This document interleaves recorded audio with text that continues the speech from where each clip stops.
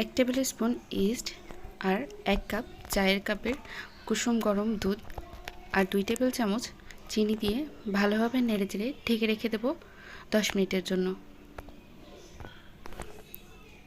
10 minute পরে একটা বড় পাত্রের মধ্যে একটা নিয়ে নিচ্ছি নর্মাল টেম্পারেচারের ডিম আর দিয়ে দিচ্ছি 1 চিমটি পরিমাণ লবণ। তারপর কাঁটা চামচের সাথে ভালোভাবে ঘেটে ঘুটে দিয়ে দিচ্ছি ওই ইস্টের মিশ্রণটা। তারপর আবারও ভালোভাবে মিশ্রণগুলোকে একসাথে মিশিয়ে নিচ্ছি। দুটি মিশ্রণ ভালোভাবে মিশে গেলে এর মধ্যে দিয়ে দিচ্ছি 1 কাপ পরিমাণ আটা। তারপর দিয়ে ভালোভাবে নেড়ে চেড়ে নিচ্ছি। আমি এখানে হাফ কাপের কাপ ব্যবহার করেছিলাম, এজন্য দুইবার দিয়ে দিচ্ছি 1 কাপ। ভালোভাবে নেড়ে চেড়ে আরও হাফ কাপ দিয়ে দিচ্ছি। হয়ে গেল টোটাল 1.5 কাপ আটা। তারপর ভালোভাবে মাখিয়ে নিচ্ছি। এবারের কাজটা আর কাঁটা চামচের সাহায্যে হচ্ছে না, এবার আমি হাত দিয়ে করব। এবার আরও হাফ কাপ আটা নিয়ে নিলাম, নিয়ে অল্প কিছু পরিমাণ দিয়ে হাত দিয়ে মেখে নেব। হাতে 2 টেবিল চামচ সয়াবিন তেল নিয়ে তারপরে মথতে শুরু করে দিয়েছি। এবার অল্প অল্প করে আটা যোগ করব আর ভালোভাবে মথে নেব, একদম যতক্ষণ পর্যন্ত একটা সফট ডো তৈরি না হয়ে যায়।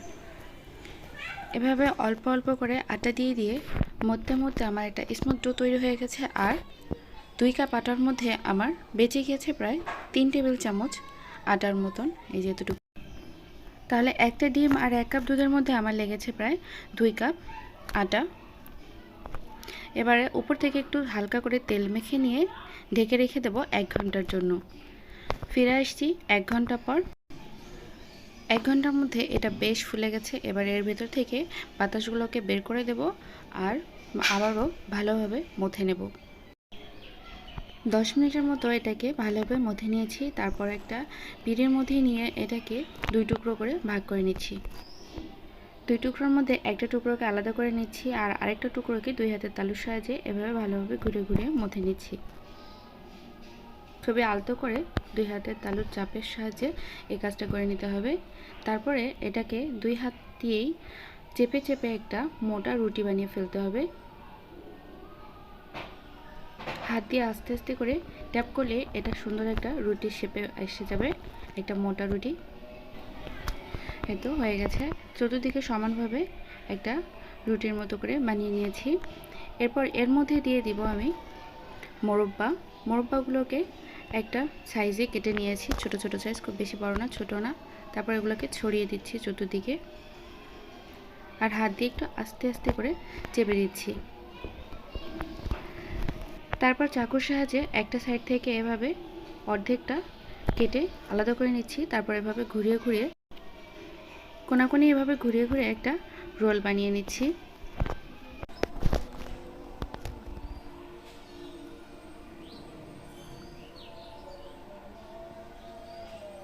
তারপরে রোলটাকে লম্বালম্বি উপর থেকে চেপে ভেতরে ভালোভাবে মোরব্বাগুলোকে কভার করে দিতে হবে।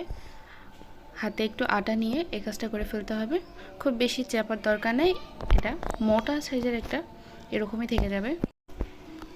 যতটুকু সাইজের মধ্যে আমি রাখতে চাই ততটুকু সাইজ আমি হাত দিয়ে চেপে চেপে এরকম বানিয়ে নিচ্ছি। এবারে এরকম একটা টিনের প্লেট অথবা যে কোনো একটা পাত্রের মধ্যে একটু তেল ব্রাশ করে নিয়ে উপর থেকে একটা পেজ, খাতার পেজ অথবা বেকিং পেপার দিয়ে রেখে দিতে হবে। এখানে আমি এটাকে ঢেকে রেখে দেব আরও 1 ঘন্টার জন্য। তারপর বাকি টুকরোটাকে আমি এভাবে আবারও হাতের সাহায্যে খুব ভালোভাবে গোল বল বানিয়ে নিচ্ছি। তারপর একটা হাত দিয়ে চেপে চেপে একটা লম্বাটে সাইজের মোটা একটা রুটি বানিয়ে নিচ্ছি।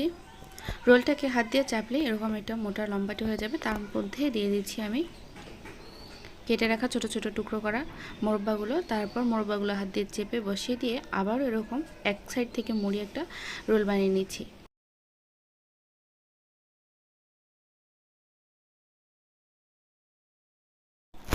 যতটুকু লম্বা করা যায় ততটুকু সাইজের লম্বা করে আবার হাত দিয়ে চেপে চেপে এরকম একটা লম্বা রুটির মতন বানিয়ে নিতে হবে। তারপর চাকুর সাহায্যে কেটে 3টা লম্বা সাইজের ফিতার মতো বানিয়ে নিতে হবে। তারপর এভাবে বেনুনি গাঁথার মতো করে বেনুনি গেঁথে নিতে হবে। এই তো বাস হয়ে গেল বেনুনি গাঁথার মতন করে। এবার যে পাত্রের মধ্যে এটাকে বেক করব সেই পাত্রের মধ্যেই একটু তেল ব্রাশ করে এটাকে মুড়িয়ে মুড়িয়ে ঘুরিয়ে বসিয়ে সেট করে রেখে দেব। ঢেকে রেখে দেবো আবারও 1 ঘন্টার জন্য। 1 ঘন্টা পর এগুলো বেশ ফুলে গেছে। এরপর এর উপর থেকে একটু কুসুম গরম দুধ অথবা ডিমের কুসুম এভাবে ব্রাশ করে দিলে উপর থেকে কালারটা খুব ভালো আসবে। তাই আমি এখানে ডিমের কুসুম একটু ভেঙে নিয়ে ব্রাশ দিয়ে ব্রাশ করে দিচ্ছি। যদিও বা ওভেনের মতো কালারটা চুলায় আসে না, আমি আজকে এটা বেক করবো চুলার মধ্যে। আর চুলার মধ্যে বেক করার সময় যদি উপরের ঢাকনাটা স্টিলের ব্যবহার করতে পারেন বা টিনের ব্যবহার করতে পারেন, তাহলে কিন্তু কালারটা আরও ভালো আসবে। আমার টিনের ঢাকনা দেওয়ার মতো উপায় ছিল না, তাই আমি এটা দিয়ে করেছি। তাই খুব একটা ভালো কালার না আসলেও খুব সুন্দর পারফেক্টভাবে বেক হয়ে গেছে। ভেতর থেকে মোরব্বাগুলোর কারণে স্বাদ তো অনেক সুন্দর এসেছে। বেক হওয়ার পরে গরম অবস্থাতে এরকম 1 টুকরো বাটার ঘষে নিতে পারেন, এতে করে স্বাদটা আরও ভালো লাগবে।